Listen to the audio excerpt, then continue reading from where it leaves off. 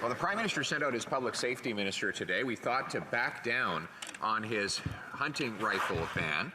Instead, he just gave a rambly endorsement of the same policy and announced that his rural MPs from across the country, including rural Newfoundland, support the ban on hunting rifles. And the Prime Minister has tried to deny that he's banning those rifles, even though First Nations have said so, his experts have said so, his own caucus members have said so. So will he stand in the House today and really look us in the eye and tell us that there are no hunting rifles on his banned list? Honourable Prime Minister. Mr. Speaker, we made a commitment a number of years ago to Canadians to ban assault-style weapons from this country. There's no place for guns designed to kill the largest number of people as quickly as possible in this country. And that is why we're moving forward with an amendment that ensures that assault-style weapons are banned, not just in the past, not just in the present, but into the future. We're going to carefully work with hunters and farmers and caucus members and all parliamentarians from rural areas to ensure that we get that list right. But all Canadians want to see less gun violence in this country. That's what we're going to deliver.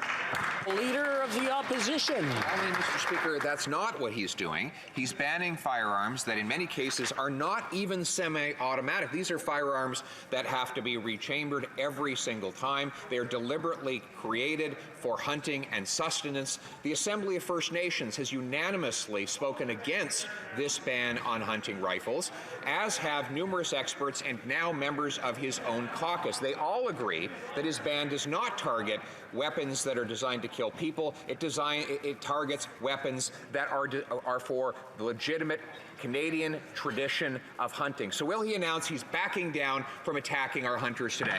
Right, Honourable Prime Minister. Mr. Speaker, we've heard clear concerns from First Nations, Métis and Inuit partners. Our intent with this legislation is to target guns designed for the battlefield, not ones commonly used for hunting. As I've mentioned, the Minister of Public Safety is taking the time to get this right, and that means consulting with partners to make sure we're not capturing weapons we shouldn't be. Now, part of that process is showing up to meet with Indigenous leaders, something the Leader of the official opposition failed to do just last week when he had an opportunity to sit down with AFN chiefs. The Honourable Leader of the Opposition. I have been meeting with First Nations leaders from across the country, and they have been unanimous in their desire to protect their millennia-old tradition of hunting. That requires, in the modern sense, the use of hunting rifles. The Prime Minister's government has tabled 300 pages of banned hunting rifles before a Canadian parliamentary committee. He is wasting hundreds of millions of dollars, if not billions, targeting the legitimate tools, hunting tools of rural people and First Nations. Why doesn't he put that money into securing our borders and fighting crime instead? The Right Honourable Prime Minister. The government that the Leader of the Opposition was part of before we took office in 2015 cut close to $1 billion from our borders and police services across the country.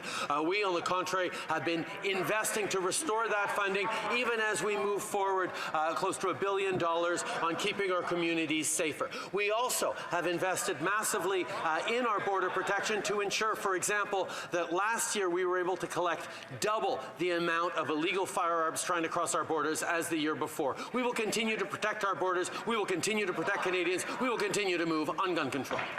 The Honourable Leader of the Opposition. There's no question that his policies are more expensive than our policies, but they have delivered poorer results. Today, violent crime is 32% higher than when he took office. That includes a massive increase in gang violence. The head of the Toronto Police Force says 82% of the firearms that are used in crime in Canada's biggest city come smuggled in from the United States of America. They are not brought here by hunters from Cape Breton or rural Alberta. So once and for all, will the Prime Minister stop wasting money on hunters and go after the real criminals instead? Honourable Prime Minister. Mr. Speaker, Speaker, the last Conservative government, of which their leader was a key part, slashed nearly $1 billion from our police and our borders. We're building back that capacity. We've invested nearly $1 billion to end gun violence and keep guns out of the hands of criminals since 2018 alone, including another $137 million for the CBSA in the fall economic statement to fight gun smuggling and trafficking, and it's working, Mr. Speaker. We doubled the number of guns interdicted at the border last year as compared to the year before. The Honourable Leader of the Opposition. Again, they're going after the innocent people rather than the real problem.